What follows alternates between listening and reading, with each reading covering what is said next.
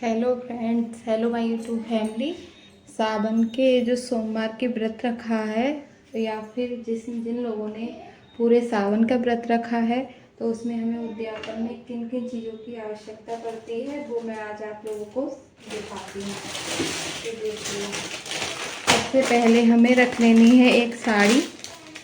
और आप जो उद्यापन में जो दान करें वो आप अपने सामर्थ्य के हिसाब से करें। ऐसा नहीं है मैं आप लोगों के लिए कुछ भी दिखा रही हूँ, तो आप वो सब देख कर करें। आपका जैसी व्यवस्था हो पाए उस तरह से आप कर सकते हैं। जैसे अगर आपके पास साड़ी का लेने का मतलब बजट नहीं है, नहीं ले पा रहे हैं किसी कारणवश, तो आप एक रुमाल भी ले सकते हैं और चुनरी भी रख सकते हैं, ब्लाउज का पीस भी रख सकते हैं। इस तरह से आप उद्यापन में ले सकते हैं। मतलब आपको, और जिन बहनों ने पूरे महीने का व्रत रखा है सावन का, उनको भी उद्यापन करना है। और संकल्प लेकर, और जिन्होंने सावन के केवल सोमवार का व्रत रखा है तो वो भी कर सकती हैं। अब जैसे कुछ बहनों का ये है कि उस दिन रक्षाबंधन है तो हम उद्यापन नहीं कर पाएंगे, कैसे करें?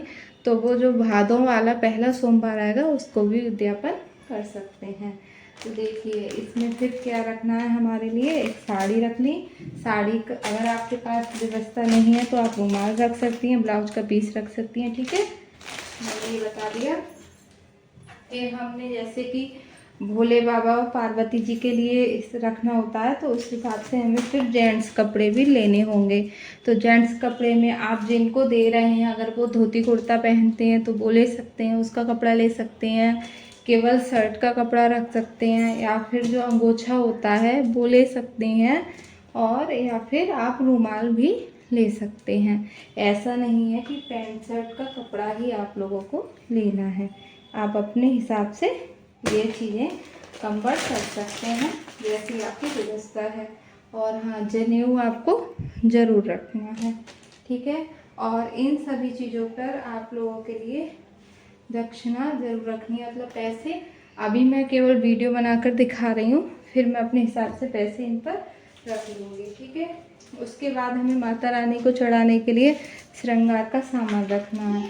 तो उसमें देखिए, जो भी चीज़ें हम यूज करते हैं वो सभी माता रानी को चढ़ानी है। और ये चूड़ियाँ, जैसे सावन का टाइम चल रहा है इसलिए मैंने ग्रीन कलर की चूड़ियाँ ले ली हैं। आप चाहें तो जैसी आपके पास हो उस तरह से आप ले सकते हैं।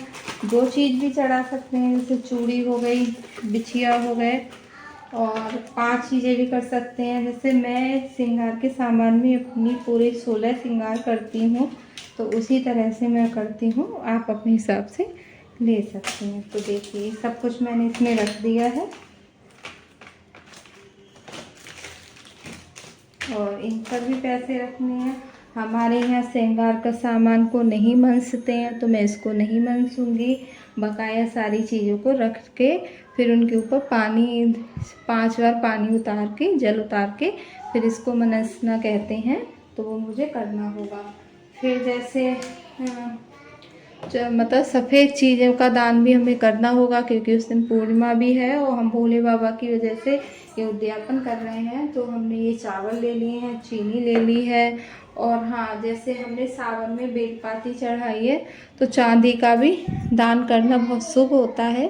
तो देखिए, मैंने चांदी की बेलपाती ले ली है। और ये मैं आपको बताऊं, मुझे 130 रुपये में पड़ी है। मतलब ठीक है, ऐसा भी नहीं बहुत ज़्यादा ख़राब है। आप इस तरह की बेलपाती ले सकते हैं। ठीक है, और फिर फल रखने हैं आपको, मिठाई रखनी है। अभी जो मेरे पास फल थे मैंने वो रख लिए हैं, और जैसे आपके पास जिस तरह से व्यवस्था हो जाए आप उस तरह से रखेंगे। ठीक है, फिर हमारे लिए मिठाई भी रखनी है। और जब मैं ये सोमवार के लिए उद्यापन करूँगी तो मैं मिठाई रखूँगी। और आटा हुआ, सब्जी हुई, और जो मसाले हुए, उस तरह से भी आप रख सकते हैं। अपने हिसाब से जितनी भी चीज़ें रखना चाहो उतनी चीज़ें रख सकते हैं। ऐसा कुछ नहीं है कि क्या रखें क्या नहीं रखें। फिर इस तरह से हमें एक उसमें जल ले लेना है, एक पात्र में। फिर इसको मन से लिए, और हमें दक्षिणा ज़रूर रखनी है, क्योंकि ये सब कुछ हम अपने आप से कर रहे हैं।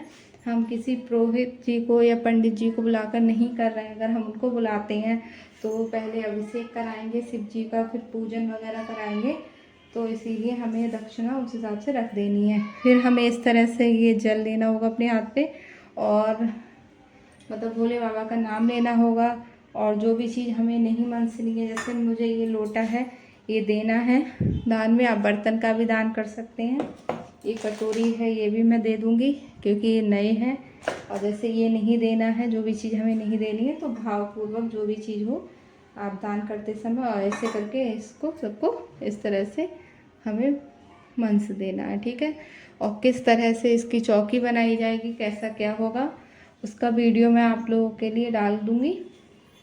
और तब तक के लिए बाय बाय गाइज, मिलते हैं नेक्स्ट व्लॉग में।